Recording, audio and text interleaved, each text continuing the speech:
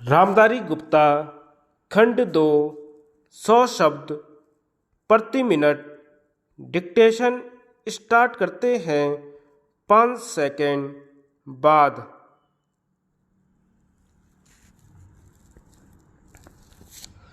महोदय, कोसी नदी जिसे शोक और दुख का सूचक माना जाता है, इस वर्ष फिर अपने प्रकोप से महान हानि का कारण बनी। अब इस नदी पर काबू पाने और इसकी उपद्रवी लीला समाप्त करने के लिए भी योजना तैयार हो गई है। इस योजना की रूपरेखा तैयार हो चुकी है और निर्माण का काम हाथ में लिया जा चुका है। आशा है इस योजना के निर्माण से बड़े पैमाने पर जन साधारण को सेवाएं उपलब्ध होंगी।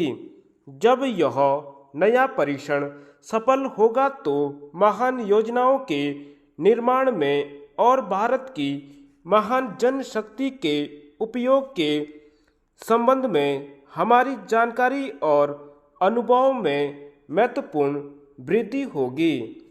औद्योगिकरण के क्षेत्र में उन्नति, उत्पादन में और अधिक वृद्धि और भारत की प्रति व्यक्ति आय में वृद्धि विचाराधीन वर्ष की कुछ महत्वपूर्ण बातें हैं। औद्योगिकीकरण के साथ ही रोजगार के क्षेत्र को विस्तृत करने के प्रयत्न भी बराबर जारी हैं। कुटीर उद्योगों और घरेलू धंधों को प्रोत्साहन देकर औद्योगिकरण और रोजगार में समुचित संतुलन स्थापित करने का प्रयास किया जा रहा है।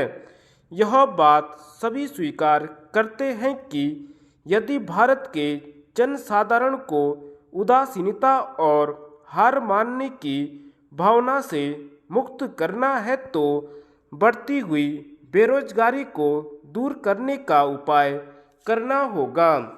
इस दिशा में घरेलू उद्योग धंधे बहुत से लोगों को आंशिक या पूर्ण उपयोगी काम देकर इस समस्या का बहुत कुछ समाधान कर सकते हैं। इसीलिए पंचवर्षीय योजनाओं में पुराने घरेलू उद्योगों को पुनर्जीवित करने और चालू कुटीर उद्योगों को प्रोत्साहन देने की व्यवस्था की जा रही है।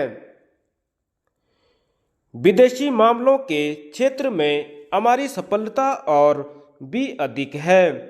हमारी नीति, जिसे मैं सक्रिय और उद्देश्य तटस्थता की नीति कहना चाहूँगा, वास्तविक व्यवहार में किसी भी देश अथवा यहाँ के लोगों को अपना शत्रु न समझने की नीति है।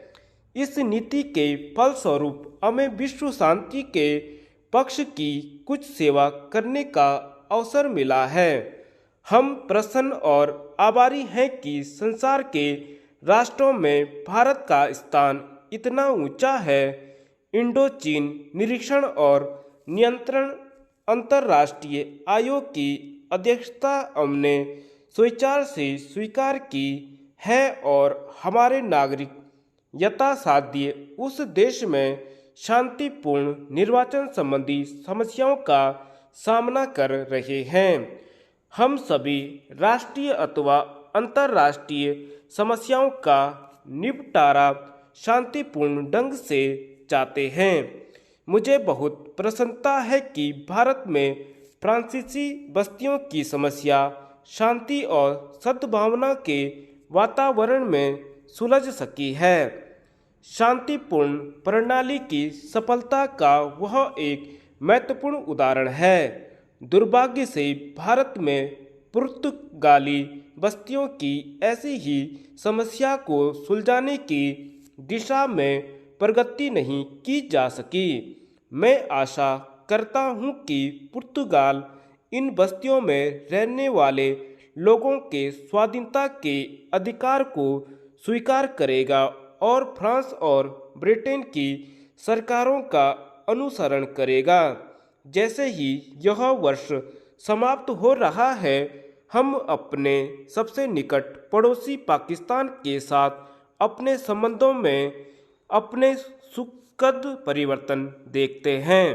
पाकिस्तान के लिए हमारे हृदय में सदैव से पूर्ण सद्भावना और शुभकामनाएं हैं। धन्यवाद।